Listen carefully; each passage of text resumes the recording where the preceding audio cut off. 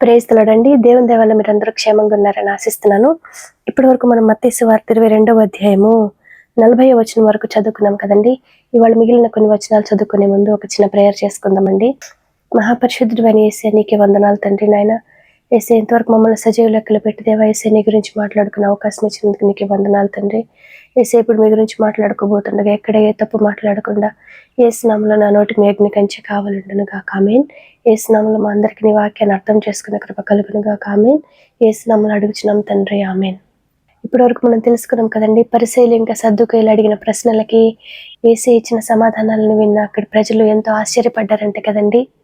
వారు వేసిన ప్రశ్నలకి యేసయ్య ఇచ్చిన సమాధానాలను బట్టి పరిసయ్యులు సద్దూకయ్యులు కూడా యేసయ్యని తిరిగి అనేకమైన ప్రశ్నలని అడగలేకపోయారు కదండి. కొంతకాలమైన తర్వాత వారు ఇంకే ప్రశ్నలు అడగకపోయేసరికి యేసయ్య వారిని ఒక ప్రశ్న వేస్తున్నారంట కదండి. యేసయ్య ఏమని అడుగుతున్నారో మనం చూద్దామండి. మత్తయి సువార్త 22వ అధ్యాయము 41వ వచనము. ఒకప్పుడు పరిసయ్యులు కూడి ఉండగా యేసు వారిని చూచి, క్రీస్తుని గూర్చి మీకేమి తోచుచున్నది? ఆయన ఎవని కుమారుడని అడిగెను. వారు ఆయన దావీదు కుమారుడని చెప్పిరి. అందుకు ఆయన, అలాగైతే నేను నీ శత్రువులను నీ పాదముల క్రింద ఉంచు వరకు నీవు నా కుడిపార్శ్వమున కూర్చుండుమని ప్రభువు నా ప్రభువుతో చెప్పెను అని దావీదు ఆయనను ప్రభువని ఆత్మ వలన ఏల చెప్పుచున్నాడు. దావీదు ఆయనను ప్రభువని చెప్పిన ఎడల ఆయన ఏలాగూ అతనికి కుమారుడగునని వారిని అడుగగా ఎవడును మారుమాట చెప్పలేకపోయెను. మరియు ఆ దినము నుండి ఎవడును ఆయనను ఒక్క ప్రశ్నయు అడుగ తెగింపలేదు కదండి. ఆ రోజుల్లో పరిసయ్యులు సద్దూకయ్యులు పొరబడ్డారంటే అర్థం ఉంది కదండి. ఎందుకంటే వారిలో పరిశుద్ధాత్మ దేవుడు నిరంతరము నివసించి లేరు కదండి. కానీ ఈ రోజుల్లో పరిశుద్ధాత్మ దేవుడు నిరంతరం మనకి సహాయం చేస్తున్నప్పటికీ కూడా మనం కూడా అదే పొరపాటు చేస్తున్నాం కదండి. వారిని క్రీస్తుని గురించి మీకేం తోచుచున్నది అని అడిగినప్పుడు వారు క్రీస్తు దావీదు కుమారుడని సమాధానం చెప్పారు కదండి. ఆ రోజుల్లో వారు ఏ విధంగా అయితే తండ్రి అయిన దేవుడికి ఇవ్వాల్సిన గుర్తింపునివ్వలేదో ఈ రోజుల్లో మనం కూడా అదే విధంగా చేస్తున్నాం కదండి.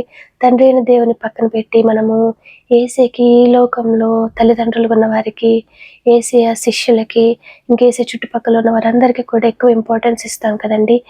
ఇతరులకి ఇంపార్టెన్స్ ఇవ్వడం తప్పు కాదు, కానీ యేసయ్య కన్నా, తండ్రి అయిన దేవుని కన్నా, పరిశుద్ధాత్మ దేవుని కన్నా మనము ఇతరులకి ఎక్కువ ఇంపార్టెన్స్ ఇస్తే అది తప్పే అవుతుంది కదండి. కాబట్టి దీన్ని గమనించి మనందరం కూడా తండ్రి అయిన దేవునికి, యేసయ్యకి, పరిశుద్ధాత్మ దేవునికి ఫస్ట్ ప్రిఫరెన్స్ ఇద్దామండి కదండి. యేసయ్య కూడా అదే చెప్తున్నారు కదండి. నీ దేవుడైన ప్రభువును ముందు ప్రేమించాలి అనేసి యేసయ్య కూడా మనకి ఆజ్ఞ ఇచ్చారు కదండి. కానీ ఆ విధంగా యేసయ్య ఆజ్ఞకి లోబడి నడుచుకునే కృప, అంతం వరకు నమ్మకంగా ఉండే కృప యేసు నామములో మనందరికీ కలుగును గాక ఆమేన్. యేసు నామములో మనందరికీ సమాధానం కలుగును గాక ఆమేన్. ఇప్పటి వరకు మనం చదువుకున్నాము మత్తయి సువార్త 22వ అధ్యాయము 41వ వచనం నుంచి 46వ వచనం వరకు. వాక్యాన్ని అర్థం చేసుకునే కృప యేసు నామములో మనందరికీ కలుగును గాక ఆమేన్. Praise the lord.